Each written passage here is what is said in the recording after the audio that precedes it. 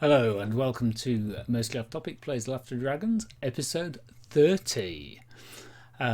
We were in the midst of alpha rules and we forgot to start up an episode intro when we were playing, so it's just me. I'm going to run through the usual stuff, then we'll get into the session, which is continuing on from episode 29. This is the back half of that session.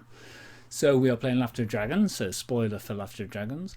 We are using the second edition alpha rules. We played on the Friday as these rules got released on the Tuesday. There's a lot of flicking through working out what's going to happen in the subsystems we were checking out this time around, which are the journey rules and the combat rules. So this is a little bit divorced from the game, but we just wanted to stress test those rules, really. So usual stuff, spoiler applies. Thank you very much for watching. If you're enjoying this, let us know. We really do love to hear and read about those comments. And if you've got any thoughts on second edition alpha and what you've seen here, or anything that we got wrong, or anything that you think actually that's a pretty good way to do it, then do let us know in the comments or mostlyoftopic@gmail.com. And some of us hang around the One Ring / Adventures in Middle Earth Discord server if you want to bob in there and just have a chat about the One Ring, really. So what has happened previously? So our adventurers have been recruited by a very worried Dain who is having these visions of a dragon coming from the north. He's known about this dragon for a while, but law matters have been convincing him that as these creatures age, they become more powerful and their fire grows stronger in their belly, and he does not want that to happen. Not so much on his watch, but certainly he doesn't want future years to look back and say, hold on a minute, Dain, why didn't you do something when it could be done? So he has dispatched the heroes on a mission. They're on their way to meet up with the Brothers of Cauldron in the House of Breck, which lives right on the top end of the Dalelands, just on the edge of the waste. So whilst they've got a journey, it's not a perilous journey by any measure. And we'll go straight into the play from point. Thank you very much for watching. Hope you enjoy this episode. So you make your way out of the audience chamber, pass through the stern guard, and out into the darkened halls of Erebor. Footsteps echoing as you make your way down towards the main centre of the city area. What's the plan? We don't need to kind of like go into particularly detailed time, and just a general gist of what the plan is. I think pub, right? You want to hit the pub, Loftar? Yeah, the discussion with Dain made me very thirsty. I think we need to contemplate and also get ourselves more merry for the occasion. I'm not entirely sure I see how this furthers our aims, Loftar, at this precise moment. Unless they serve special dragon-killing ale in the Golden Sheaf. I guess you make an excellent point, Torg. But just I felt, we're putting our minds at ease, having 15 or maybe less beers. I'm wary, Loftar, because we are sworn to secrecy on this mission. And ale is known to loosen tongues. You speak the truth. Even the most determined dwarf. That is true. Okay.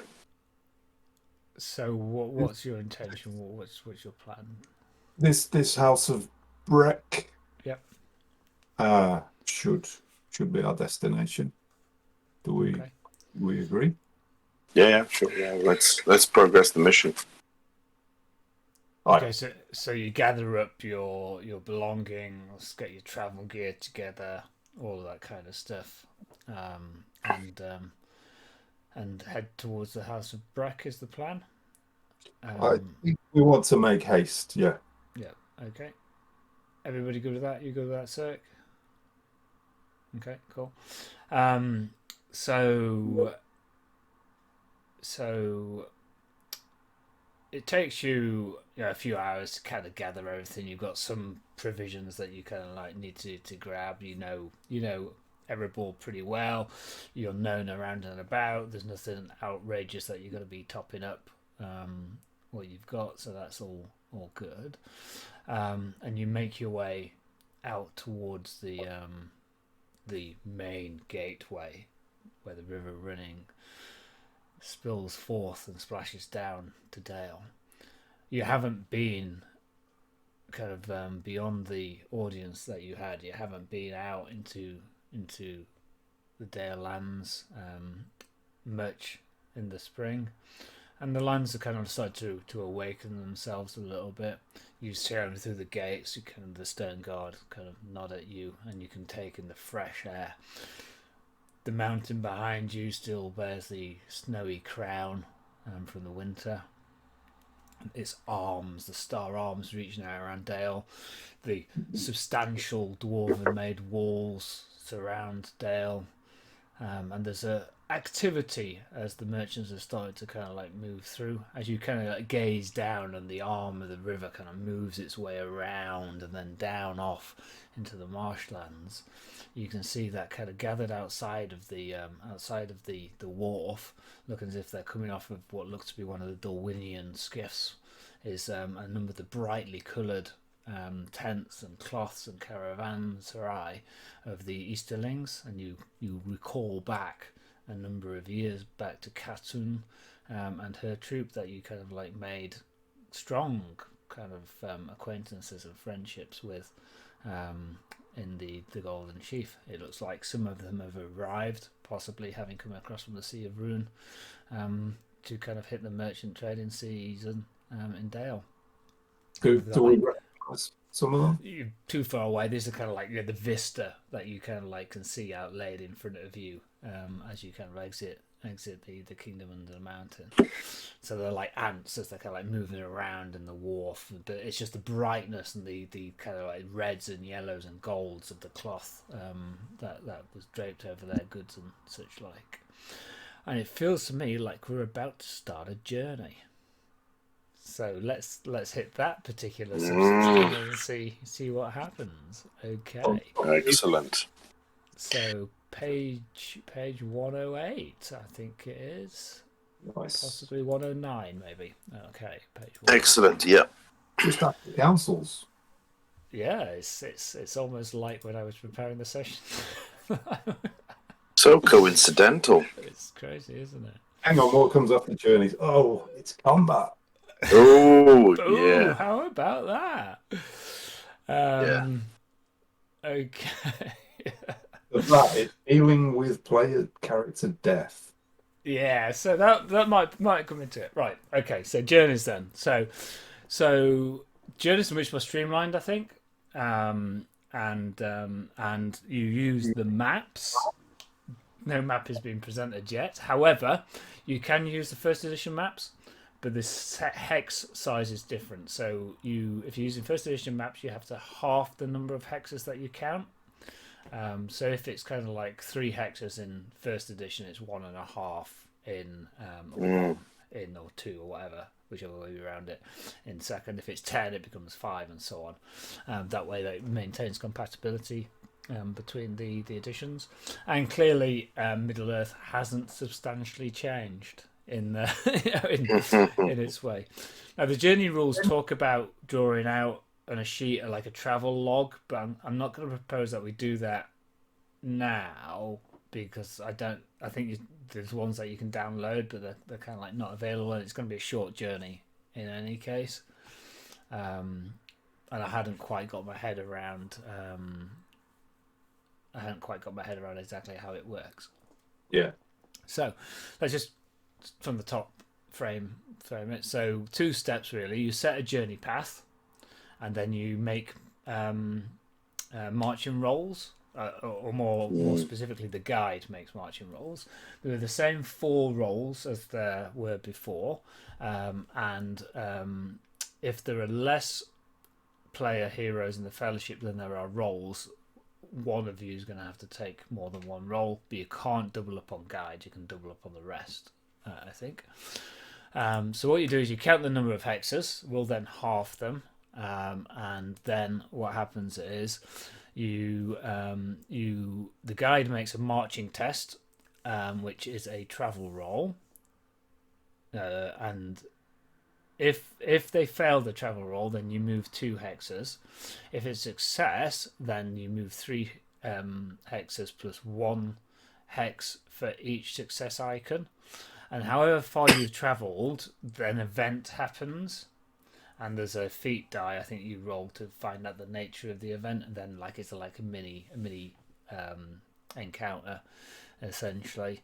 And then you make another marching test to see where you kind of get again. So ours is going to be really short, so it's going to be basically 1 marching test, I think. And then an event will happen. So it's not like whereas before, where maybe you got a hazard, maybe you didn't. You're guaranteed to trigger a set of events that are going to be like mini encounters. The direction from the core book is try to make it form a more cohesive narrative, so that you kind of join these encounters together, so it feels more like a journey. It feels to me like that'll be a little bit of practice and a little bit of familiarity with the system before it really kind of flows. And then when you get to the end of your journey, then you essentially accumulate fatigue. And fatigue then so it's when you take a prolonged rest at your destination. So you accumulate fatigue when you get to your destination, and I can't remember how fatigue accumulates, but we'll find out. And then once you've got a prolonged rest, you can make a travel roll to see how much fatigue you can kind of get rid of in one go, and then it drip feeds itself out. And fatigue is a temporary increase to your load, essentially. Okay. And that's that. So can somebody help me out how you get fatigue? Yeah, I'll have a look. It's because the encounters. Okay, so every encounter has a certain number of fatigue that you get from that encounter, basically. Mm-hmm. And then that accumulates up towards the end. Okay. Are they all negative? Sorry? Are all the encounters negative?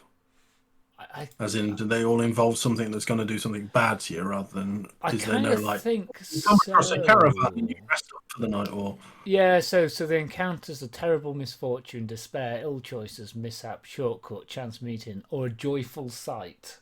Oh, so shortcut's not bad, and joyful sight. So it's a bit of a mixed bag. Some good ones. It's a bit mixed bag. And you get differential fatigue if it's in summer and spring or winter and autumn, to reflect how hard it is. Certain areas, when they print the map or when they publish the map, certain areas are going to be marked as perilous, where you get a much higher volume of encounters, because it's difficult. But the whole kind of concept of a tiered set of areas is kind of no longer present. Though I haven't read quite as far as the shadow chapter to work out if there's a difference in different areas with the shadow and such like. Okay. Unfortunately, the House of Breck is not quite near the Barrow. What was the place? No, change your plan. We go in there. The dead farm. Are we going to go and do the audit of? You're going to check the progress of? Oh gosh, yeah. The corrupting the land. I want to see how that white farm's going. That's right. Down at the Double Tap Inn, there's quite a lot of chat. Okay, so the House of Breck is I think 3 hexes away, which would make it. I'm just going to say it's 2 hexes in new money away. So it's a very short skip, hop, and a jump to kind of get to there. So I think the first thing is then if you so that would be set in the journey path, which I've kind of done for you guys and tend to anyway because of the nature of the game. So now you need to choose your roles. The guide, in charge of all decisions concerning route, rest, and supplies. Hunter, in charge of finding food in the wild. Lookout, in charge of keeping watch. Scout, in charge of setting up camp, opening new trails. Sirk, you're usually pretty good at being a guide. Not anymore. No. With the new changes, I actually have a target number 18 on all travel rolls. Ooh. So you don't want me making the travel rolls. So Sirk lost his sat nav. Because it's no longer anything to do with law as a pre-roll. I'm good with It's now bot heart. Yeah. I'm good with being the guide in that case. Okay. That could be the lookout, I guess. What's your awareness? 0. Scout then probably. I'll be probably a Scan. scout then. What's your scan, Loftar? Oh, scan is good. 3. I've got a scan of 4 and it's favoured. And I've got an So awareness of 2 and it's favoured. I can just talk at you. Just keep. What's your hunting? Oh, yeah. It's the same as awareness. I'm just amazing at it. Well, I haven't got anything in hunting. So Sirk is the lookout. Yeah. Torg is the guide. Yeah, Loftar is the scout, because you can use craft or explore. I can do craft as well. I can craft a path to the. We could double up on scout then. We're going to need a hunter as well, right? No, Loftar's hunting. Oh, Yeah, yeah. one with any hunting roll, unless you've got it as well. No, I've got 0 in hunting, but my scan is my explore's 4 and favoured as well. So you could be a scout and a lookout. Okay. Yeah, I think, Ben, you're going to have to double up, I think, because my hunting is, again, 0. Oh, no, your hunting 0? Yes, I'm actually useless in that. My hunting 0 as well. Have you got any can- hunting? Has Torg got Yeah. any hunting? I can do. Is the guide allowed to have 2 roles? I can do. I think the guide can have 2 roles, but you can't have 2 people be guide. Yeah. Yeah, because you wouldn't have like 2 basically captains, would you? Okay, so I'm guide and hunter. Okay, so Torg is guide and hunter. Does that mean that Loftar isn't anything? Yes. No, he can be take scout then. If I'm the only one with any awareness. Yeah, I can be, like I said, that's what I said, I think, scout, but I'll be a crafting scout. I will just craft the way to the destination, I think. Okay, sounds good. Right, so it's going to be 2 hexes. So make marching tests. So the guide, if you would make a travel roll for me. I would. No favoured, no, but I'm not gonna. It's target number 16. Yeah, I'm just gonna roll my 1 feet die, 3 success dice. See what happens. Oh, Gandalf came up. That's nice. Always take good. Reduction, please. You'll take yeah. Yeah, Gandalf, nothing extraordinary or great about. Okay, so success. So the event takes place at a distance of 3 hexes. So I'm going to kind of say, for the purpose of this, that there's an event on the journey just before you kind of get to the House of Breck. Excellent. If we do this, So that travel roll. Yeah. In terms of the rules, that travel roll just determines how far you get before there's an event. An event, yeah, that's right. And you can take ponies and horses if you're fast-read. Fast-read would be great at this, I'd be on it. Okay, so let's narrate this then. So you leave Erebor behind. You're heading north along some well-trod kind of like roads. Spring, there's lots of activity in the farmsteads that you're moving past. Well populated, fairly densely populated as you kind of move in quite close to Erebor. Thins out as you move further north. The wastes come down. They come down as kind of like heathers that are burned and tarred. And there are farms that kind of like eke as much of the living out of there as they possibly can. Primarily arable land with sheep pushed out into that way. Shepherds have to keep a close eye on it because there are wolves that will come close here, and the animals can get sick if they're left to browse and eat too much of the tarnished land of the wastes. the weather turns as you kind of like start to move north. Drizzle starts to kind of permeate through the air. That kind of drizzle that just soaks you through and kind of moves you forward. But you're moving through well-populated roads, a fair pace, small hamlets gathered together, clustering around. Not much in the way of kind of interaction with the populace. They've all got jobs to do at this point. But wherever you come across a small farmstead and you make your way past the barking dogs and the chickens and the children come out, kind of almost stare at you as you kind of like move on. But nothing untoward, no barrow whites or anything like that this time around. And then towards the end of the journey, as you're kind of moving up and you feel the gradient start to kind of like move, and you've got the withered heath and the kind of grey mountains in front of you, and that kind of ashen sky kind of pulling off, you kind of can recognise where you were the last time that you came down this way, burdened at that time as you were with the coat of mail, and also guided by the lawmaster whose name I cannot remember for the life of me. Guided by me, and I was sending you all in the wrong direction, actually. Yeah, that's right. You were. Probably why I'm not guide now. Thank you. You notice that Torg has packed extra pipeweed. He's not skimped this time around. But there we He's have just not allowed to visibly smoke it. He always has to be putting it away like he's finished it. He's allowed to smoke it, but he coughs really badly.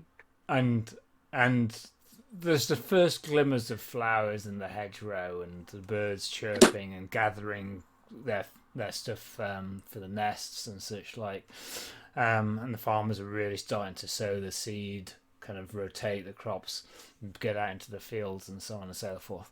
Not quite as demanding as harvest, but your future is made for the season in this time as much as any other. So what we do now is, I think we find out which way we should go in the PDF, and we will right, yeah, let's just have a little look.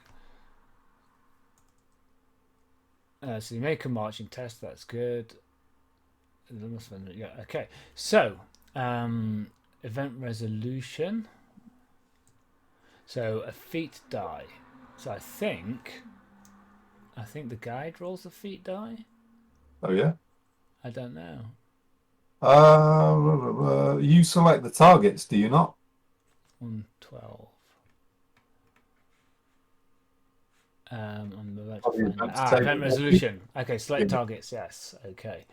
Once the lawmaster has identified the location where the event is going to take place, apply the following sequence: select targets, determine event, resolve event. I haven't done any prep for this section, so I'm going to be making this up as we go along. Good job at the table for it. I select a. Alright, so the lawmaster selects who will face the journey event by rolling success dice and using the event target table below.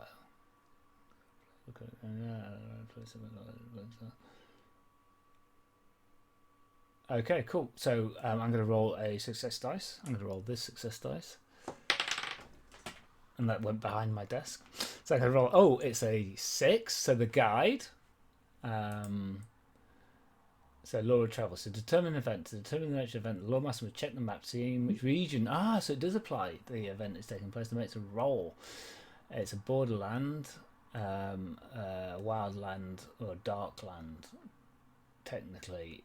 I'm going to call it borderland for the purpose of this. So that means I roll a favoured feat die, which is a 5. And then we check it on the events table, and then unique event that must be resolved with a skill roll made by the player hero. All events additionally cause each player in the company to gain a number of fatigue. Right, so then we resolve the event. Right, so then I roll on the table, so we've got a 5. There's a mishap. So there's a mishap. If all targets fail, add 1 day to the length of the journey. So you're making a travel roll, I think, Torg. mishap. Some Yeah. because eventually it's places to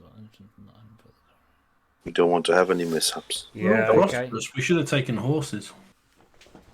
Don't tell me I mislaid my pipeweed at that last rocky outcrop.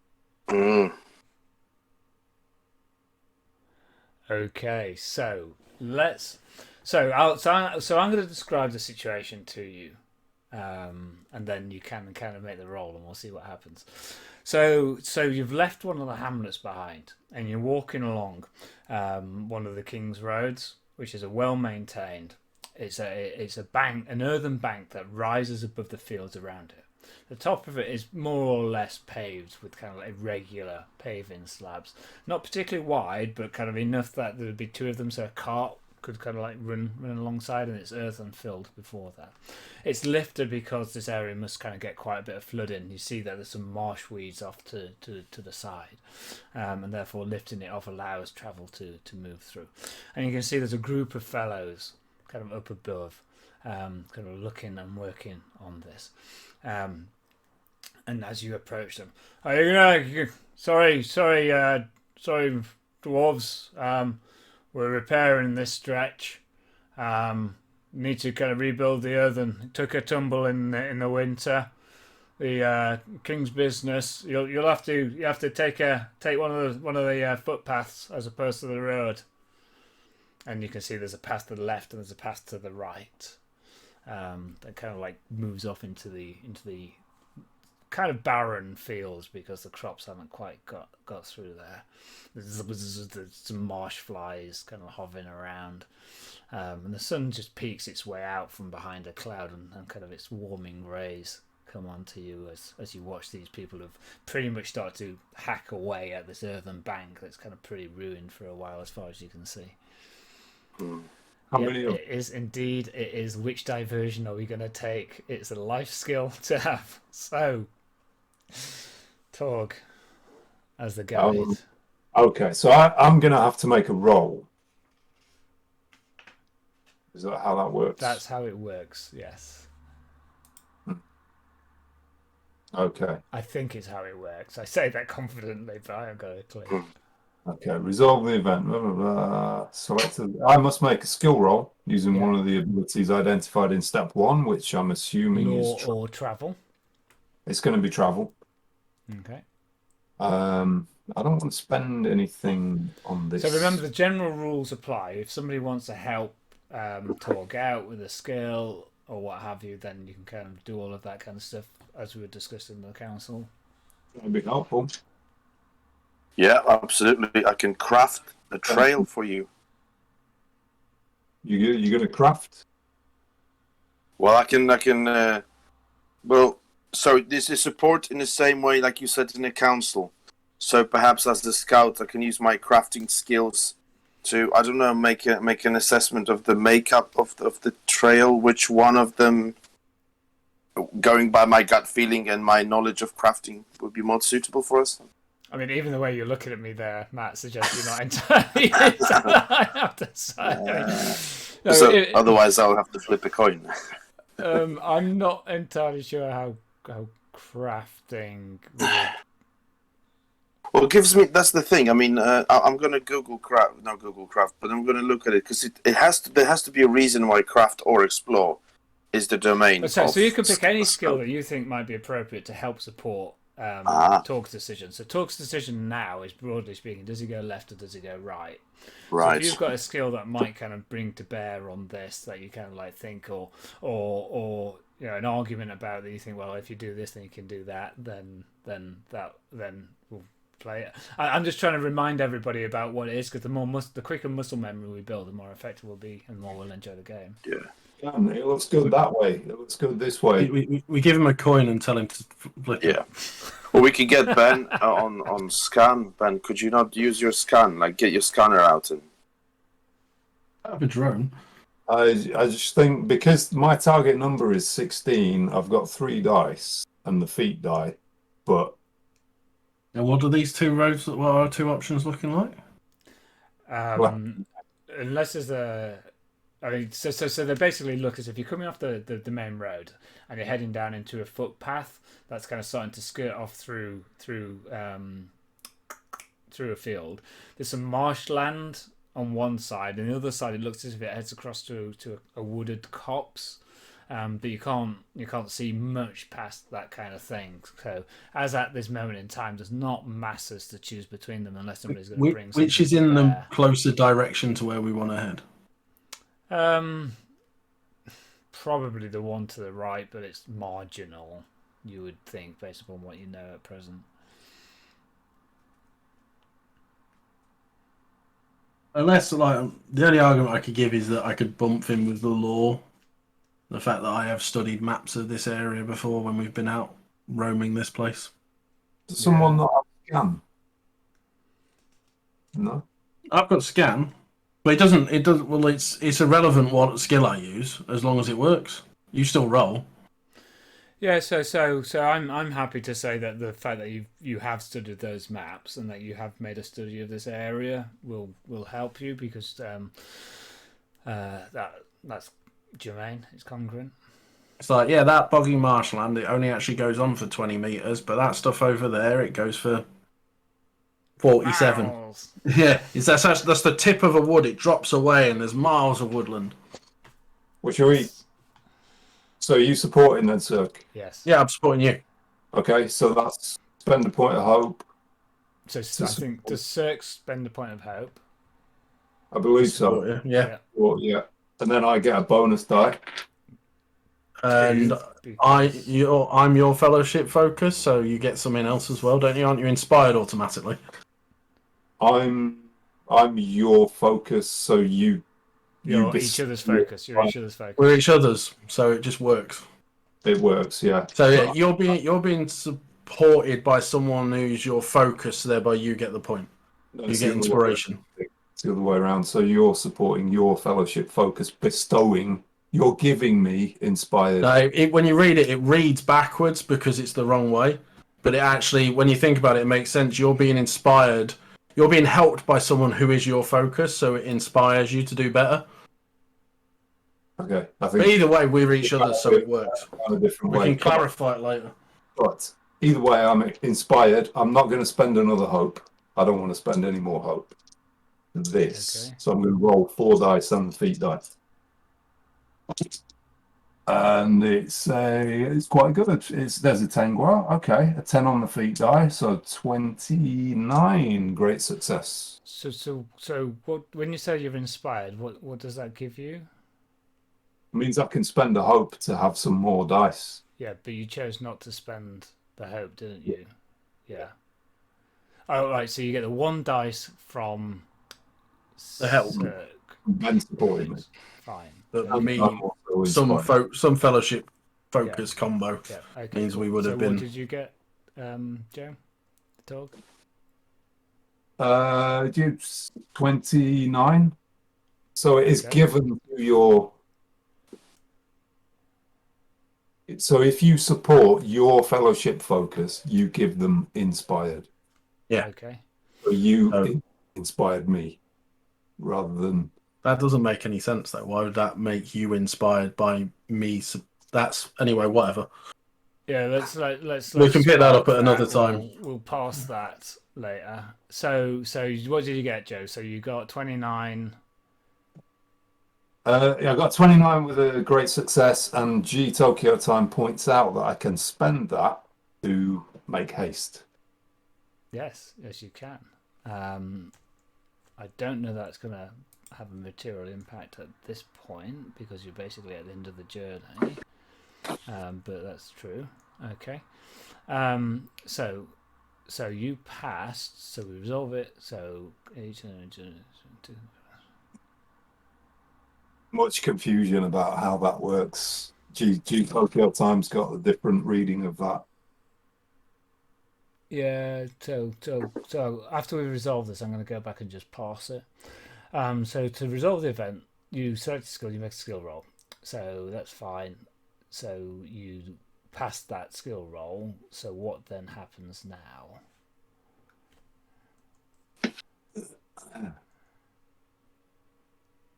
Okay, so this is a mishap. If all targets fail, add 1 day to the. So you don't. So you select the right path and you don't add a day to it. Fine, cool. So you go down the right hand path, and as Sirk pointed out, the marshland doesn't extend for very far. Oh, Joe, you're mute. No, I'm whispering. Oh, okay. So I've got in my notes. I've got it written down both ways. Okay, so let's just park that and we'll come back to it. So you're there in front of the workman. Okay. Well, I don't know which way it is. Sirk says that way the wood extends for miles. This way the marsh is just a short hop, and in fact that turns out to be the case. And as you kind of like circle back around a half a mile downwards, you can see that the woods extend and they're thick with brambles, and it would have added time onto yourselves. I think you take the fatigue points irrespective of success or not. So I think you get 2 fatigue points. Would it have been worse if we'd failed, or is this just a bit like councils where it just screws you regardless? It would have taken you a day longer. Which might, it would then actually probably add up to another test roll that you have to do as you go along. So it's like a cumulative thing, I suppose. Yeah. Okay. Fatigue. Okay. So you are you're moving along further to the north then. So let's just stop and pass this question because it's interesting. Right, so I'm just going to go back to the actions. So making rolls. How to read the feat dice. I know how to do that. No, how about that? I know about that. Hope bonus. Inspiration may result in the player becoming temporarily inspired. Double the benefit spending a hope point. Okay. Support. Player hero may make an effort to help another member of the company who is making a skill roll. To do so, the supporting character spend 1 point of hope to let the active player gain 1 dice. That's fine. And if the circumstances allow it, and if they possess at least 1 rank in appropriate skill, that's all fine as well. We get all of that. Now, what page was it where the fellowship focus 55. was? Thank you. Thank you, G Tokyo time. Thank you, G Tokyo time. Right, so. Yeah, got that. Player hero is making a skill roll and receiving support from their fellowship focus are additionally considered inspired as if they invoked an appropriate distinctive trait. So that means that the person making the roll and their fellowship focus, the fellowship focus is supporting the person that's making their roll. Yeah, it's counterintuitive. It makes sense when you think in the sense of if someone's your focus and they've helped you, you then are inspired to do better.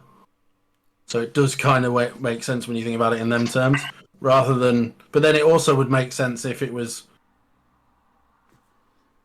If you were my focus, I'd want to really help you and thereby inspire you to do better. It's. But it is the person making the assist has to be the fellowship focus, the person doing the task. That's right. The supporter. Yeah. The supporter has to be the fellowship focus. Yeah. Focus of the actor. That's right. It's a it's a bit of a clunky mechanic. Yeah. But I suppose it's because the idea, like, it's you getting because you're being assisted. No, whatever.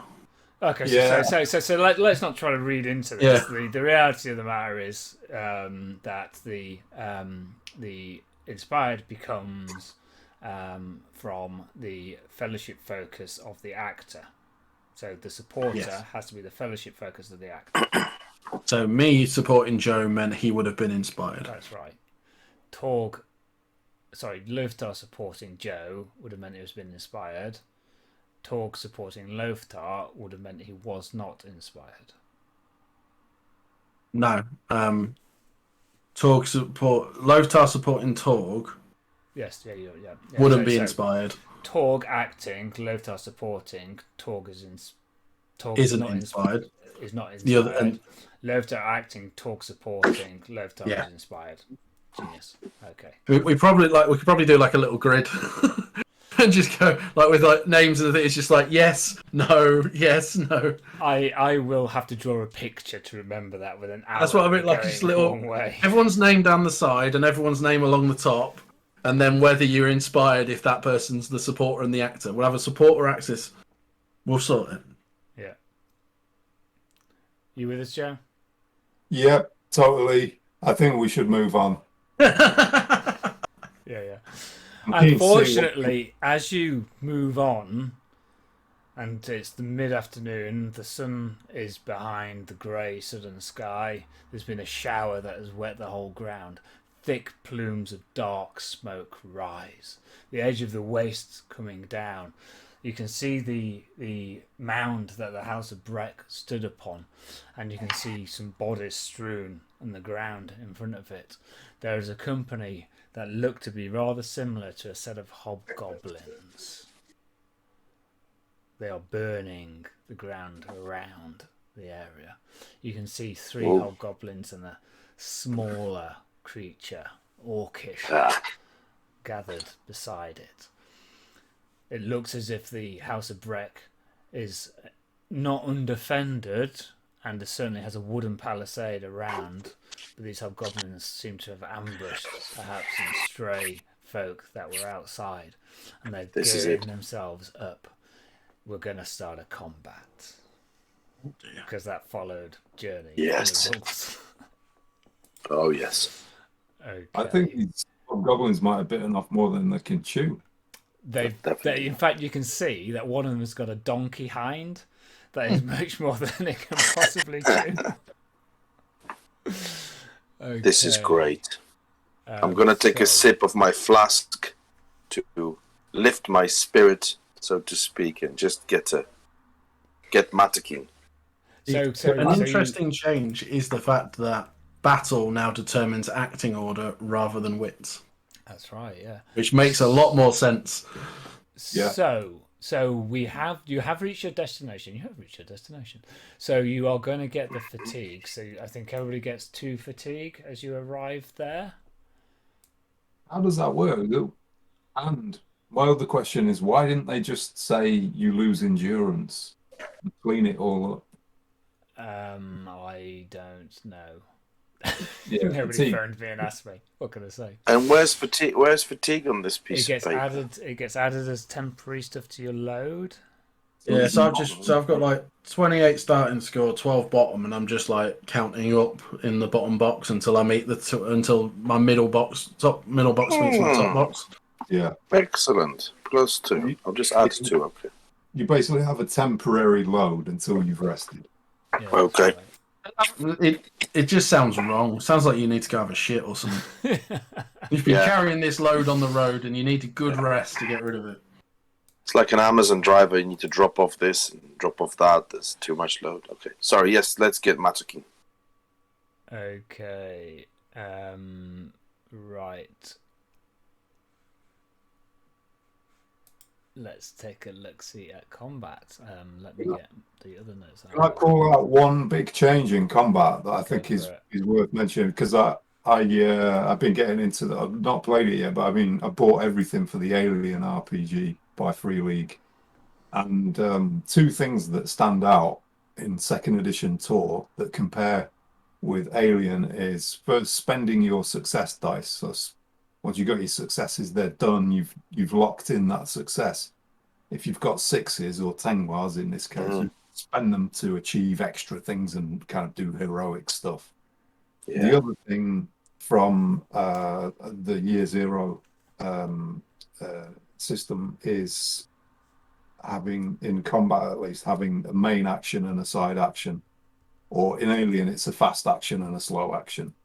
So you can't draw your weapon, aim and shoot in the same round. And it's a similar thing with Tor here. So combat tasks, the big ones like Intimidate Foe, or the only ones that are available now. You can't attack and do that, but you can do other stuff. And that was kind of fuzzy in first edition, where it was down to the lawmaster to say, yeah, all right, you can kind of maneuver a little bit or jump off a hill or something, do a thing as well as attack. Yeah, okay. The other thing I'll call out is the fact that you can die. Because if you get wounded, there's a chance on the D12 that you kind of like start to die, though it takes you an hour to do so. I don't know if that's a good thing or a bad thing. It's possibly a good thing in game, but a bad thing if you're your character. Sounds awful. Last fellowship phase, I gained a 2nd point in healing, so hang in there, guys. Yeah. Oh, so we're covered. We're fine. Don't worry about it. Thick. Fine. I'm pretty sure. Didn't last time you shoved a pipe in someone's rotting wound? That's Yeah. right. I did. Thick smoke burns. Perhaps it was some crops or herb patch outside of the main hall at the bottom of the hill. The smoke roils up. The blood spilled on the path. You can see that it's a woman, a man, possibly a teenager or a small man, kind of cut down by them. There are the 3 there. Don't look as if they have seen you, and then they turn and they kind of get ready, having caught the whiff of dwarf in the wind. They beat their crests ready. So there's no concept of initiative. You guys always act first, as far as I can tell, and then it goes in stance order. Battle, as Ben says, is used to differentiate. So I think we should just get straight into it. So opening volleys would happen as usual. Sorry, Paul. Are we attacking? Or are we defending? It's just one part that the rules kind of says you should determine. In order presumably to we've come up determine the order behind of him, so we'd be action, attacking, wouldn't we? Yeah, you'd be attacking, yeah. We're attacking, okay. Okay. So first thing then is opening volleys. They don't have anything that they're going to open their volley with, so to speak. And you guys don't have anything to open a volley with either. Can't use spears. Then we go to close quarters. So we're starting the rounds. No surprise attack. You're not ambush. You're not ambushing them. So choose your stances. Forward, because Barok Kazad likes being forward stance. Okay. That makes sense. I think I'll probably join you in that. Yeah, absolutely. And that gives you and your engaged adversaries +1 die, basically. +1 die, yeah. Sirk. If I'm going by the wording of fierce, I'm probably open until I get a bit pissed off. Okay. And open. So can I just ask an, I guess, obvious question for me, which would be, I guess, disappointing. Battle doesn't mean much now in this edition. It determines acting order. Yeah, so it determines acting order within stances. And also you can use battle to not get ambushed or something like that. You can use battle as a main or secondary action, and you can introduce complications or gain an advantage. Well, maybe I need to look into that a bit more closely then, because I put 4 in the battle to just basically annihilate my foes, in the sense that, using the military advantage to load up on dice or God knows what. But, yeah, okay. Yeah, It won't be useless. It'll definitely be weighted to do something. Yeah, so you can create advantages for yourself, or you can avoid complications. So you can try to make the enemy. You can try to get a moderate advantage or a greater advantage. So, for instance, a moderate advantage, you gain a dice, and you are maybe attacking from high ground, you exploit a favourable terrain feature. And greater advantage, you get 2 dice. The defender is hindered, blinded by heavy snow, knee deep in mud or swift running water, etc. So you're creating some form of advantage by using battle, and that is by using your main action. You can try to do that, and you roll battle. And what instead of an attack. Yeah, instead of an attack. Okay. Yeah, thank you. Let's go then. So what's your battle, Torg? 2. 2. So Loftar, you are gonna go first. So these creatures are ready for you. Rah, rah, rah. Sharp, vicious scimitars in one hand. Nice. Engaging. So what's this small creature? Oh, I'm guessing we're engaging a hobgoblin each. Yes. And what's this other thing? It's lurking kind of like in the undergrowth. Doesn't appear to be kind of like doing much at the moment. You can see it's trying to kind of like skirt around, possibly hide or what have you. So there's 3 hobgoblins and that little fellow. Yep. Right. Okay. Sounds good. It makes sense. Just go for a Baru Kazad because it's the right time of the day. So what that means is once per combat, I'm fighting in a forward stance. I can make an attack roll favored, and then also attempt to intimidate foe as a secondary action, which kind of like happens 2 for 1 type of setup. So engagement happens then. So one of the hobgoblins races towards you, Loftar. One towards you, Torg. Another one, get your flesh, races towards you, Sirk. Good stuff. So that's engagement. And then action resolution. So player, hero, actions. So you're going to use... What, sorry, Matt? Baru Kazad. Okay. So, and that's going to allow you to use Intimidate Foe as a main combat. Right. Okay, cool. And remember, you can spend a point of hope to become favoured in a combat attack because you've got Balin as your patron. Oh, so I can spend a point of hope to get additional die? Just so you Become to have favoured. a favorite combat. You've already got it from Battle Kazad. That's the thing. Yeah, so I already have it. Okay. Okay, but it's good to know. No, that's really useful. Okay, so I'll start with the attack and then I'll do the intimidate foe after that. I've got 3. Let's see what we can develop. That's okay. That's an 8 and 8 and a Sauron. So I'll probably not gonna go for 0. I'll probably go for 8. Which is sad because it's just one off the edge. Just 1 below the edge. I have a 6, so it's a great success. So 8 makes it. You still have to hit on your strength, right? Target number 13. Yes. Yes, that's comfortably 16. Well, not comfortably. It's okay. It's 16, and it's a great success. Well, the attack roll is a strength modified by the parry of the target, and they've got a parry of 2, so it's whatever your is plus 2.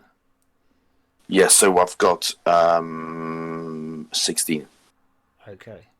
16. They don't have edge anymore, do they? Yeah. 16, great success. Where's edge listed now? It's, was it 10? I think it's 10 for everything, isn't it? Yeah, it is. And Matt's got a is it keen? No, it's just that I'm looking at the weapons table when I was putting it together and there was no edge listed, so... Yeah, it just says edge is 10 for everything. Right, I'll add that in. Okay, so you hit, you got a great success. So you can spend that Tengwa to have a heavy blow. You inflict extra endurance loss equal to your strength rating, or you can fend them off, which you spend a success icon to gain a parry modifier of 2 against the next attack against you, or because, and that's it, isn't it? Yeah, that's basically it. I would like to enhance my attack. Heavy blow, please. That does not surprise me at all. Just to like the forward type of very simple, a Loftar type of attack. Just can we call this a heavy stroke? If you wish to call this it a is heavy it. stroke. Yes, Indeed. that's good. Heavy stroke. That's it. Okay. So how much damage do you do? So my normal damage is 6, and A whatever. stroke sounds like something you do to yourself. A heavy blow sounds like something you deliver to someone else. Hey. We are only for adults. Yes. So you said, yes. So you're doing 6 in total. Yeah. No, 6, and then I need to look at that heavy blow type. So you add your strength rating. Strength rating. That's 7. So that's 13. 13. Wow. Okay. So you smash into this. I'm this hoping for a creature. splat. It's still there, but you've really done some quite serious damage to it. Did you use the +1 dice from forward, Matt? No, let's. Thank you. Yes. Thank you, Tokyo time. It's another 1. So yeah, but that's much appreciated. But it's still a 1. So Yeah. it's good. Okay. So how about your intimidate foe? Does that happen at the same time? Yeah, I think it's just like a secondary action. The problem is, I've just realized it's an all roll. It was fine. I wanted to try it out. It's something that I have. I'm going to be investing in ore, get some bling. Puff my chest out a bit more. But okay, so let's just describe. Let's not forget the cool stuff. So you kind of like this creature comes racing up towards you, and you kind of like overhead. Describe it to us. That's it. Overhead, dislocating his shoulder to grow in a completely different direction from now on.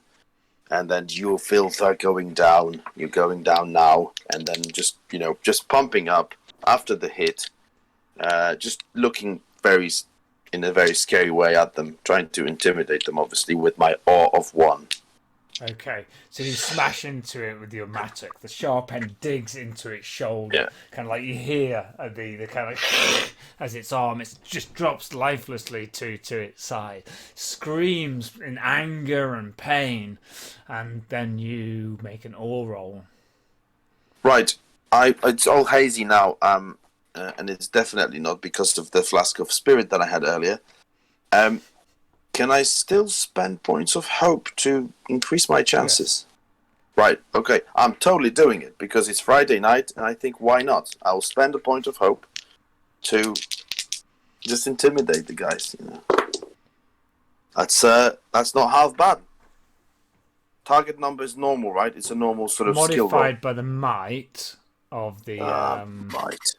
So you, in fact, sorry, hold on. You lose a dice for each point of might, so you lose 1 dice. No. Matt, could you not invoke any distinctive features here to become inspired before you spend this is it. That's the thing. Yeah, sorry. Yes, absolutely. I want to do fierce because I'm really already pissed off because it's that donkey, that triggered everything for me. I've already have blood in my eyes, and I can see them harming harmless animals and other dwarves as well. How can I argue against any sentence or argument that says I was triggered by the donkey? I think so. I'm really nervous because I don't want fierce just to become a thing that you just invoke and you get 2 dice onto any ore roll that you want. So kind of like it has to involve donkey's head. I get that. That's not just donkey. It's not just donkeys. Other limbs of other creatures and beasts, I guess. He has to spend a point of hope, though. I guess I'll think about it. I'm just kind of saying, look, I just don't want it to be kind of like a trick that just becomes part of the arsenal all the time. Okay, go on. Fierce. Sure. Though I think probably a point of hope in the fact you've spent a distinctive feature on it makes sense. Yeah. Okay.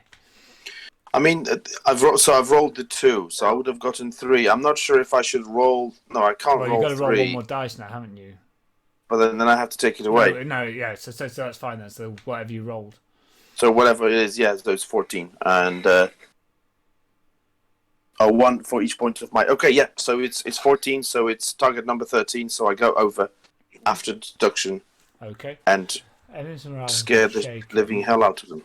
Yeah, so describe to us how you fiercely intimidate them. Oh, just loud shouting voices. I mean... Are they related to donkeys, Matt? I would rather avoid bringing, because you can get RSPC, or whatever they're called. They can get. I don't want to get them on the case. This could all blow up very, very easily. All I'm saying is, then I will just, annihilate all of you. You will die here now, like you did at the Battle of the Five Armies, and that's it. You're done. Okay, that's kind of the gist. The enemy's morale has been shaken, and all opponents in the fight lose 1 hate or resolve point each. By all opponents in the fight, would that be the one that's engaged with you, Matt? That's how I would read it, or is it all of them? I would probably say all. I mean, I would argue all because it's in a fight. Not... that seems a bit OP. You can have the guy in the bushes. Then you spend a success icon for another adversary. Okay. Well, Tokyo Time saying it's all opponents lose 1 hate. Yeah, okay. Fair enough. Yeah, it makes sense. I think, your argument makes sense now. Yeah, okay, well, we'll go with all of them. Yeah, okay, so they all use a point of hate. Okay. They're now clearly kind of like thinking twice about this. Anything else, Matt? No, I'm done. I'm actually quite pumped up. It would be you, Torg. Okay, I got 5 dice because I'm in forward position and I have 4 with Matuk. Okay. I'm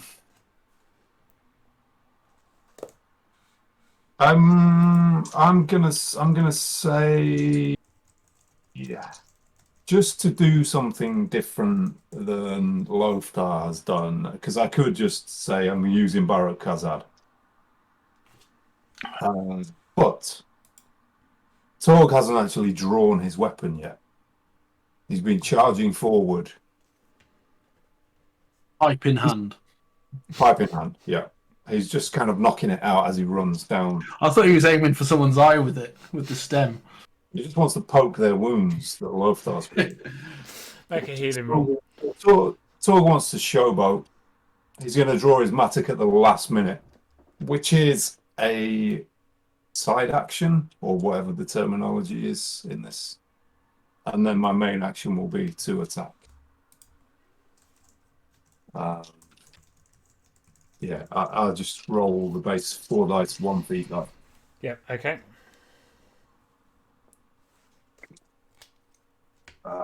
It's not great. Oh no, it's not bad. Actually, 2 Tengwars and 3, a 1 and a 1. So what's that? That's 5, 17. I think that's all right. My target number is 14. And they've got a parry of 2, 16, so 17 will hit. Okay, with two bonuses. Okay, which is nice. My Matic is Grievous, so the base damage is 7. I will go for a heavy blow. We shall make it.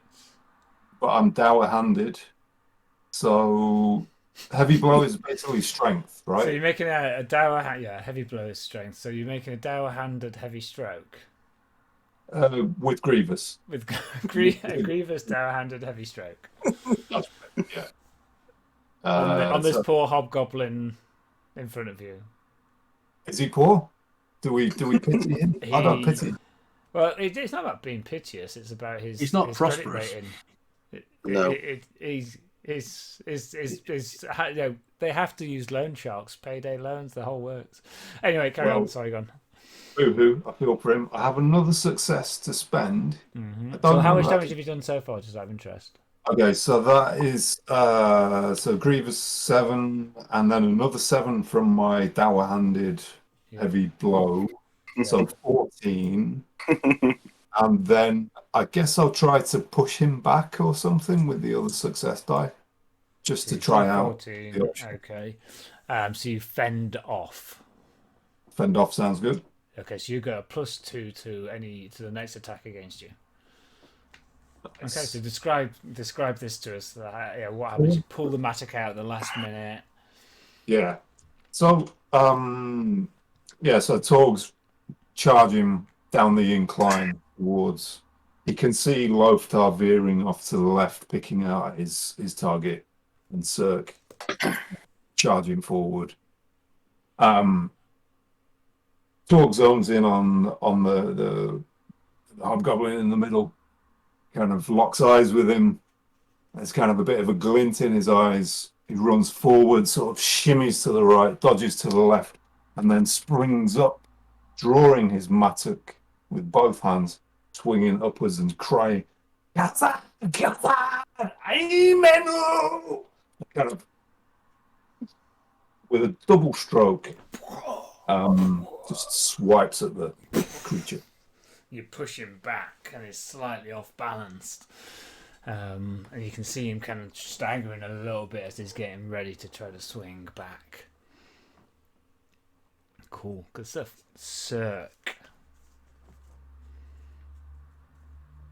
Yeah, I really haven't read this very well, but anyway. I'll roll some dice and see if I hit something. Yeah, go for it. So your target number is your strength thing?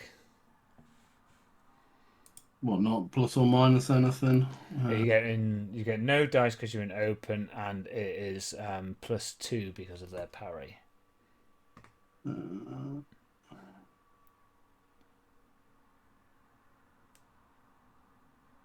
No, I missed them.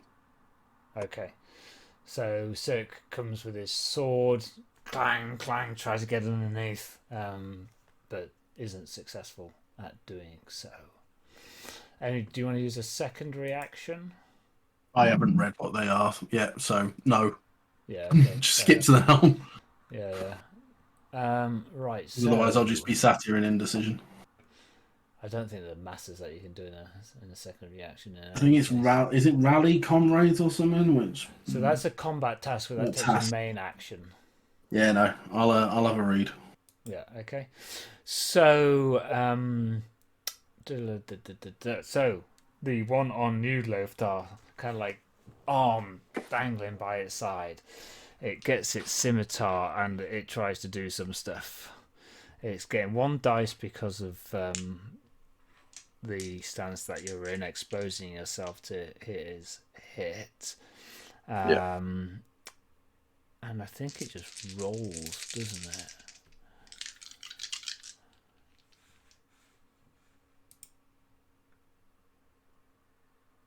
Against heroes are equal to the target hero's parry score. So what's your parry score? So I want to say, I don't know. I think I've got it wrong because I've got like double-digit figure. That surely is wrong, right? No, that would be my about parry right. 16 plus 2. That'd be about right. Yeah, I was going to ask about that. It's different to the adversaries, right? Yeah, so mine is 14. Yeah, same. It rolled a Eye of Sauron. So it's a piercing blow. that is correct. Loftar the glass cannon. I have some Who are protection. the piercing blows for us then? Oh no, Gandalf's the piercing blows. Yeah, so what edge? Yeah, edge. Yeah. Let me get my stone hard out. So you I'd are rather going to you have to didn't do roll some a appropriate. protection test. I am happy to do that because I am stone hard. Stop saying. Oh, this has got very interesting. I can't find it in a stupid book. Oh, hard, having a heavy throw. Have you been triggered by that donkey again? It's the donkey's head. Need to reduce your load. I could do all sorts of things if I can just find what I'm. Sorry, I'm just looking at that. This is the reason why we're playing it, because even if we'd have read a bit more, we would have still been doing this. Where are these secondary actions listed then? Yeah, So it's stone hard. If I say it that way, it's different, right? It's no donkeys and it's no heavy strokes. It's just stone hard. What that means is basically my protection rolls are favored because I'm not miserable. And why is I thought Paul was frozen for a moment. But... No, I'm just. No, he's just mesmerised by you shouting "stone hard" at him repeatedly. That's right. So my roll is favored, just as I said. I'm one of those dwarves that get lots of dice, so I get 5 dice from my coat of everything, and I'm going to roll it. So it's equal to the injury rating, which I'm going to assume is that number there, which I think is a 16. Happy to do that. I know the numbers are 16, but I don't know if that's the injury rating or not. Oh, don't worry about it. I've got injury it. rating is whatever the weapon has against it. Paul, I've got it. You've got it. You're on it. Yeah. I mean, I'm gonna re-roll feat die just in case, but I wanna. You know what? For these bloody protection roll, I want to roll that shit for attacks as well because this is ridiculous. All my dice are not outlined; they're all 4, 5, 6s. So I'm gonna re-roll just for the sake of it. Oh, it's a 1. No, I'll stick with the 9. Thanks very much. And I've got 34. Should be all right. I might have. Yeah, I might have it in the bag. I think you've got that, but you take some damage, which I'm going to assume is 3 damage. Happy to take 3 endurance damage. loss, which is so. What happens is kind of like this thing, arm down by its side. It just wildly swings at you, and kind of it's just a wild blow. You're not quite expecting. You were thinking that something a little bit more kind of like trained or finesse was going to come through, and it smashes against your kind of armor. But you just roll with it. If that had been an inch up, or if you had kind of like stayed, it would have really probably hit a vital. We're going to get into it very soon. It would have hit something quite vital, and you just kind of roll with it, taking a little bit of a bruise, and you start to break a sweat. Nice. In bed. It's well late, Boosty Boo. Oh, hobbits! The hobbits are here. Right, what's up? Me and Andy were watching Stranger Things. You were watching Stranger Things, Yeah. were you? Okay, what did you think to it? It was scary. Was it scary? And we also watched the trailers. Oh. And season 3 trailer is Yellow, which is like super things, penguins scary. Oh, okay. Well, I'll show you what the Demogorgon looks like tomorrow, but you can go to bed now, okay? Wait. I clearly need to work on my ore thing. And This Barak Kazad. looks holy bleep. Seems like a very bit of design space to be locally managed by the group. And I hope the tangles and her. You go. They're not to great. bed. No, can I go to bed now? Wait, Polly, Bed. Polly, look. It says Bed. they're not great. There's only 3 or something. Bed. My comment got read out by Kenny. So Good special. night, Boosty Boo. Good night. You better tape it. Yeah. Record it. Put it on your stories. Get it on TikTok. Honestly. Right then. There was no Tengwars on their roll. It was just an Eye of Sauron and stuff. What am I doing? So yeah, okay. So and so you're kind of starting to break sweat a little bit, breathing a little bit heavy from the combat. So the one that's on you, you've got a +2 to your parry. But it's still rolling. It's still rolling this number of dice, which I think is that number of dice there. Okay. I love that retreating and dropping your weapon is a secondary action. Yeah. Fuck this, I'm off. 25. Great success. Is that for me? No, against Torg. Oh, 25 great success. That doesn't sound good. So do I need to make a... No, you don't need to make a protection test or anything. I'm Yeah. just checking that's higher than your parry. Yeah, my Bruce parry is 14. Okay. Plus Like 2 any of us is got 16. parry at 25. So We're actually in a castle. yeah, that's right. What can adversaries do? I can spend 8 doing nasty stuff. Yeah. Yeah, I like that. Yeah, spending hate on naughty There's not stuff. much that these guys can do with hate, in fairness. But what can I do with Tangwars? Knockback. Oh, knockback's a good shout. Yeah. Well, what's the damage on this? 3 damage. What does knockback do? Sorry, you basically lose your next. You move a position, this is the and then you have to hobgoblin. spend a combat task to move forward after it. Ah. Oh, this is the hobgoblin that I fended off, right? Yes. So you got So- +2 parry rating for the next attack against you. That's what fend off does. So that I got 16 parry instead of 14. Yeah, and it got 25. Yeah, so he only beat you by 9. Not great.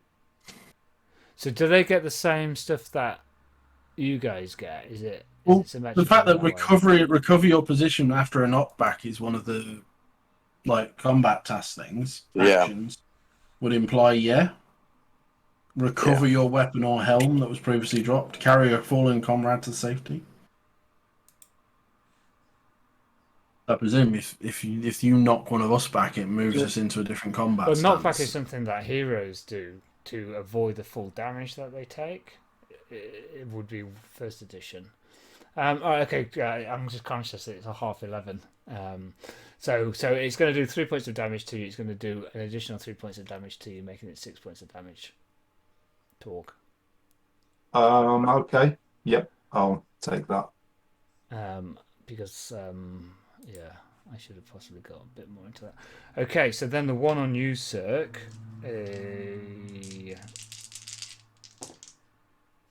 is 9, 14, 17. 16 plus 2. Smashes against your shield as you kind of just push it away. So we go to the top of the round then. So Loftar. Hello. I must say this is a bit more dynamic. I like this combat business here. Okay, on to the real things. I'm just going to finish my my opponent. I think he's just about done, right? Yeah, he's looking really bad. So I still get +1 because I'm in a forward stance. And let's roll, as they say it. Adversaries can spend 10 words for heavy blows. Yeah, okay. Yeah. That's what I did. Extra basically. damage. Yeah. It's a bit of a shitty roll, to be honest with you. I've It's got only 907. I've got on it. Okay, go on. What did you get? 16. I mean, it's just literally 16. There's no high scores, no tenguas, just nothing. Okay. But so you're looking for your TN for strength +2. that's spot on. No, that's 1 over, so 15. Yeah. Okay. Sorry, 15 is TN, 16 is my result. Yeah. Okay. So what is your target number normally 13? Yep. Okay. Yep. Plus okay, 2 parries 15, so I got 16. So he takes 6 damage. Yeah. Okay. You slice into him with the other end of the hook. Blood spilling out of his mouth, crumbles to the ground. This is it. Loftar. Torg. You mean Torg? Okay. I'm going to use Baruch Kazad just to try it out and to get the favoured attack roll. Yeah, well fun. I fended him off last round. See if I can finish him off this round. Yep. Okay. Have 1 Tengwa. I've got 7 on the feet. I've got 10, 17, 21, 22. Great success. That'll do it. I'll obviously have another heavy blow. He goes down, smashed Total. into smithereens. Flat. Okay. Excellent. Sirk. And again.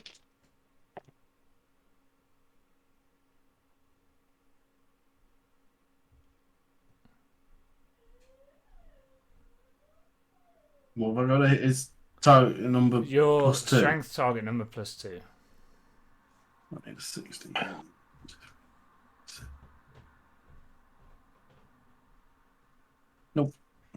No, okay. You bang, bang, bang, bang. Sirk is getting pushed back, closer towards the kind of like ramp heading up towards the armored homestead. I'm advancing towards the rear. Yes. Okay. So the one that's you're fighting against Sirk, pressing against you. You can smell its foul breath against you.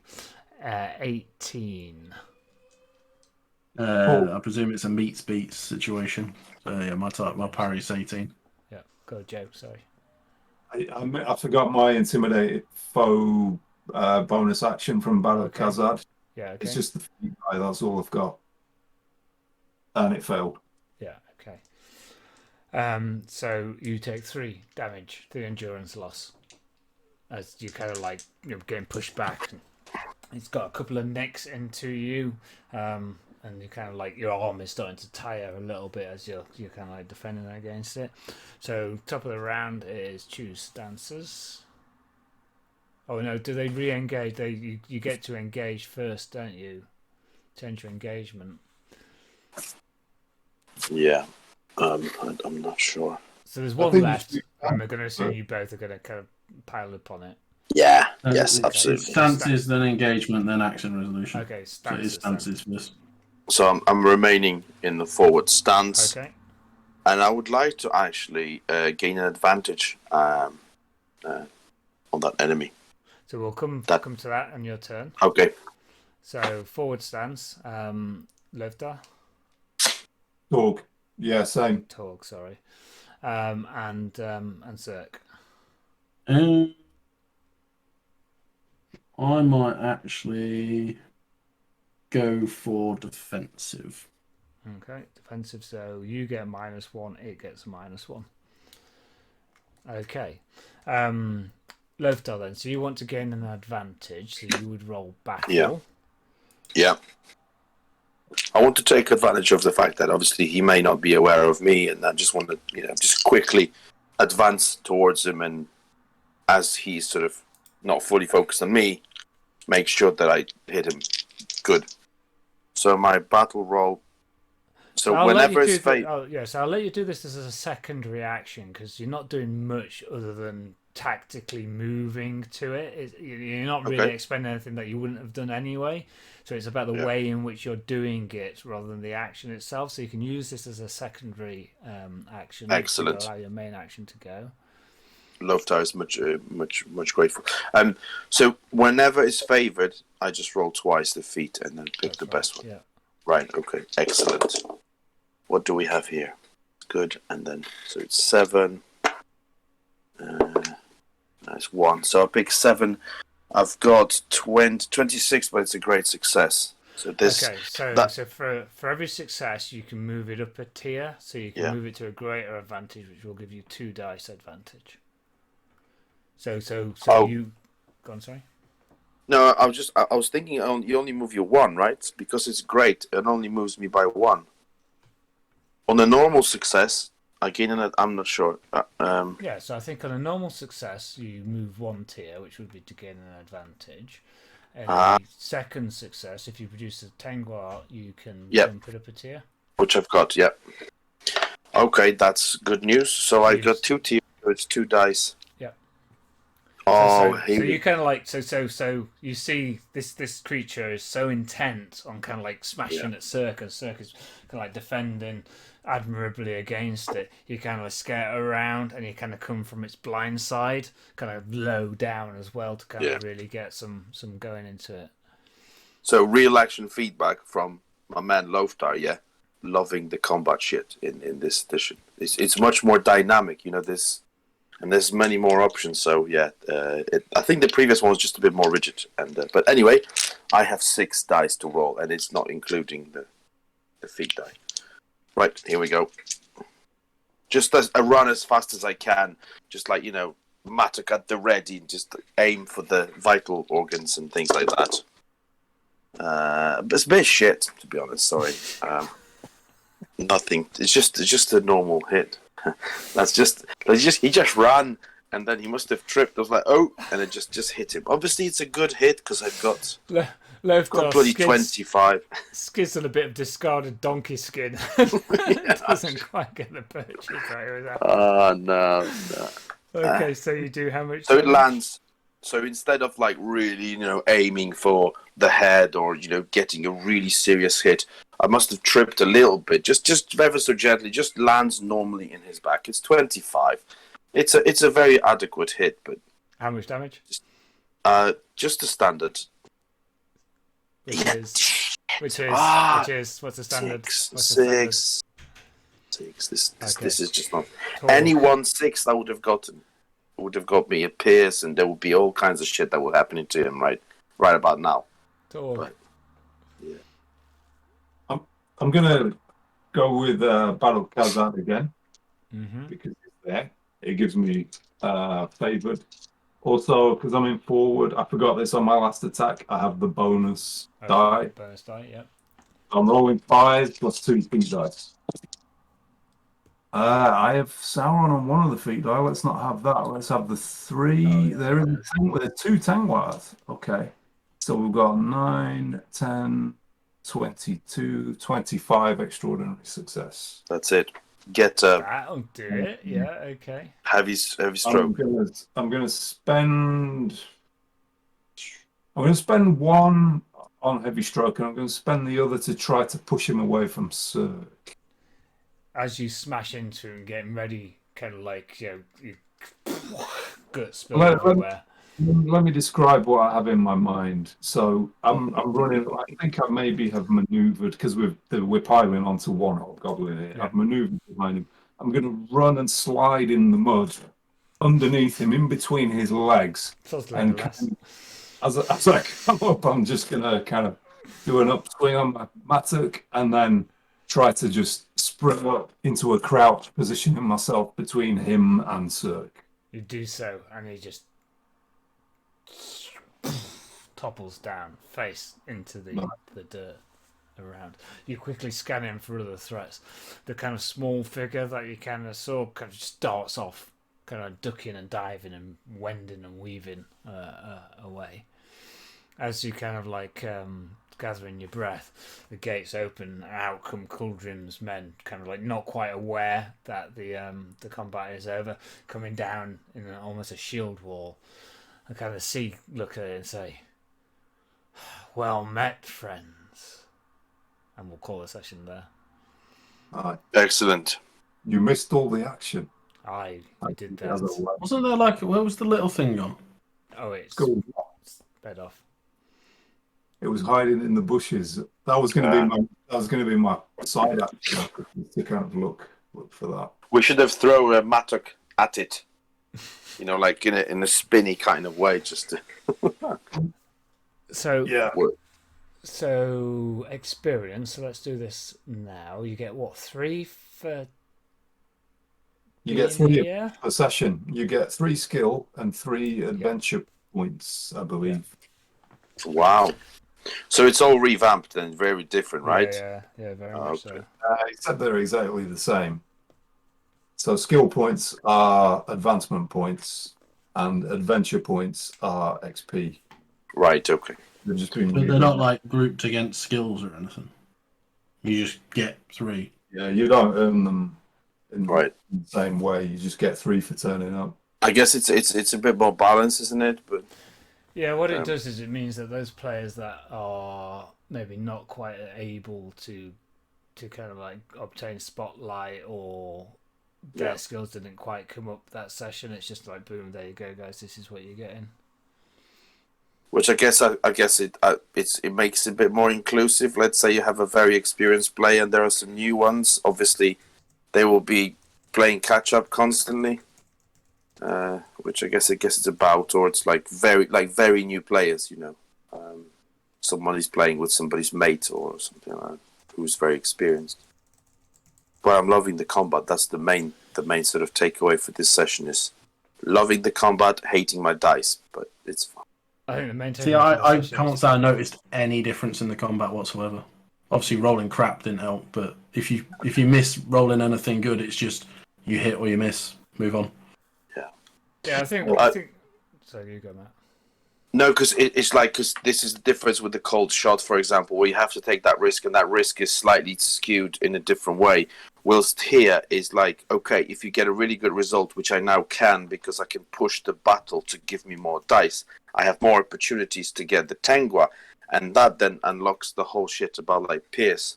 So I can then have a piercing blow, which kind of makes sense. So you're saying you're spending your Tengwa to lower the edge rating. So effectively, on a 7 on the feet die, you can get a piercing blow, which is pretty good. So that requires you having a skill set in there that means you're bumping your battle die. Like mine's is what it is, and the only thing that changes it is my stance. So I think, yeah, I think what we want to do is we just want to engage with that part of the system a little bit more, and kind of like start to find the nuances, because I think there's quite a bit of space for secondary actions to come into play there. So I think developing some thoughts around secondary actions would kind of like I think it's really good. It's just my feedback was that the whole system was a bit rich, a bit more dynamic. Before the previous one was a bit more rigid. I mean, I really like your idea with the using battle, because it says here that it's based on current circumstances. So the battle roll for advantage could be main action or a secondary action. I mean, I guess if it's a really big important action, it has to be a main one. Yeah. But if it's just to catch up to an enemy, and I think what. So we've kind of like hit the 3 pillars of play, or the 3 items that the kind of subsystems that the game is kind of like kind of more famous for. But that meant we didn't play a lot of the narrative stuff that we normally do. So we kind of trusted the system more than we've kind of like played the game, if that makes sense. Yeah. But I think it was worth trying to run through those things, because having done it now, we can all kind of go, right, you know what, I need to just learn that, I need to work on that, I need to understand that a little bit more. But I think that's kind of like fine. And then it's a question of getting some good crib sheets. To be perfectly honest. And what we then need to think about, from my perspective, is how do we involve the skills that you've got, the distinctive traits that you've chosen, to make sure that the game touches those bits, so that you're engaged in that and you can kind of see the value in the characters that you're playing, as well, because it's a little bit blind for me at the moment, because I didn't know exactly what you'd selected to be able to emphasize and play to. And besides that, we had the time to do the three subsets.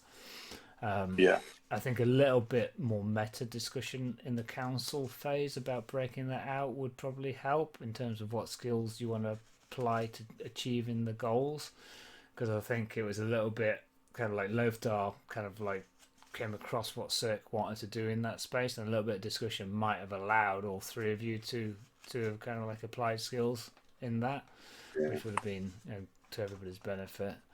And that's that, I guess. Pretty good. Yeah. Okay. I mean, credit to you, obviously, for the session today. It's kind of like a nice run through.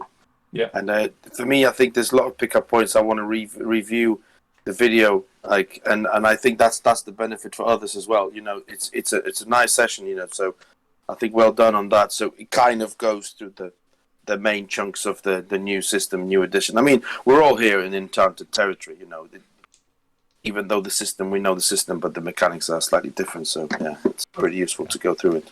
From my point of view, I think, I agree. It's nice to see the subsystems in action and play them out. And if your character is a combat character, then that feels like you've got tools to use and you can do stuff, and rolling more dice is a better way of managing it than the stances having different target numbers and things like that, which was fiddly.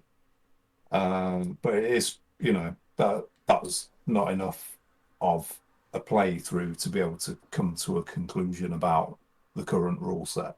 It's a shot of what the game can do.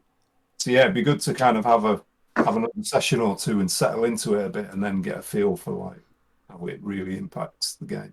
Yeah, I'd like to do a normal session in terms of we play the game, then we encounter the rules as we kind of like need them. But I think what that has done is it's taught me a little bit more about the areas that we kind of like need to work on and the key mechanics, like how much time do we spend working out whether it was the fellowship focus one way, the fellowship focus the other way. That's the stuff that we just bottom out. Send you all a graph. So yeah. get a graphic together. I've drawn it, sent it. Did you already drawn it and sent it? Oh, okay, Yeah, it's on the chat. Cool, good stuff. So I would propose that we play 2E Alpha and we continue with the 2E. Yeah. If everybody's in agreement with that. Yeah. I don't see any value in returning to the old system. Yeah. Yeah. And the more that we engage with it, the more comfortable I think we'll feel about saying, right, let's just port this aspect across. Let's have a look at different things and work those out. So next game would be the 16th of July. Sounds good. Potentially. That's legit for me, yeah. Might be away, but we can figure that out nearer the time. Should be fine. Yeah. Okay. It's yeah. If not, then I'm not guaranteed because the internet might be a challenge after that date. Yeah. But I will have to hopefully get around that somehow. Yeah. Okay. Take off someone else's Wi-Fi. It's a very social place. I'm sure that'll be fine. Do we want to record a 30-minute kind of first session thoughts video next week? I don't know. I will struggle next week. I've got stuff I need to get done, and I've got a short week. So, but don't let that stop you doing one. I'm kind of thinking we need to get under the hood a bit more. Yeah. So I think I agree with Joe. We have to sort of read through stuff and then get some notes and then bring them to the table. I think that's... Yeah. I mean, I've, between us, I'm sure we could cobble together enough notes to run through the key changes, but in terms of actual impression, I'd like to play it a little bit more, like one more session. Yeah. And I would prefer to have one with Ben because you get the diverse opinions, and I think that helps everybody. I wouldn't want to just kind of like do just the three of us. Yeah. I might do some. Oh, I'm sorry. What about like in the week after? So like the week starting the 12th, when we've had a bit of time to reflect and thingy it. So there was still an initial session thoughts, but it worked for me. Yeah, we could do with control. Well, let's chat about it. Let's chat about it and work it out. What I might do is just do a lessons learned from the law matter side, because that'll actually help me work through my own thought process in any case. Okay. I can do that. Okay, cool. You got to record your secret 27 years ahead spoiler videos. That's right. Yeah.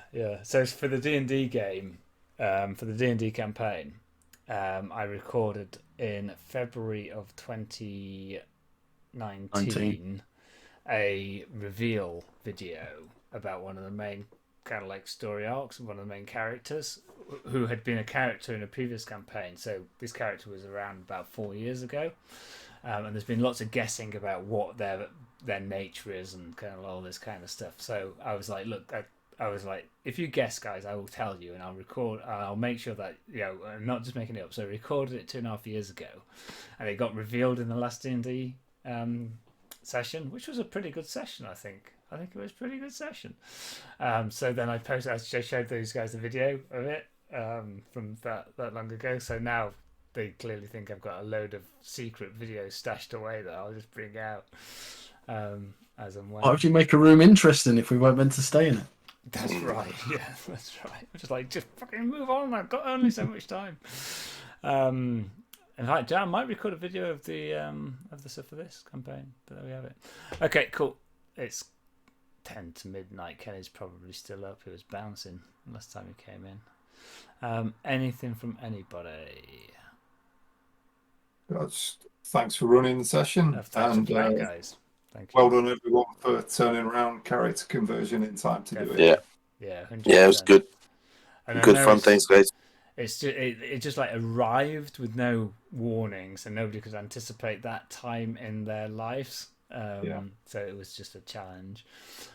So thank you guys. 16th of July will be next game. Usual kind of like 8 o'clock UK time. It will probably be a smoother experience than this session has been because it'll be back. Well, it will be because I'm not going to try and force the 3 subsystems into it. But we'll still be doing some page flicking. Thank you for everybody who joined. Thank you for everybody in chat. Thank you, taking time for your help and for hanging around. Hope it was good. Hope you enjoyed it. Hope everybody's enjoyed the video.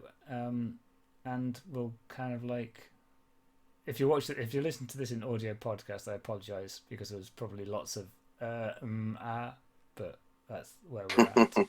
We did generally reference what page we were getting to, though, so they can follow along at home. Yeah.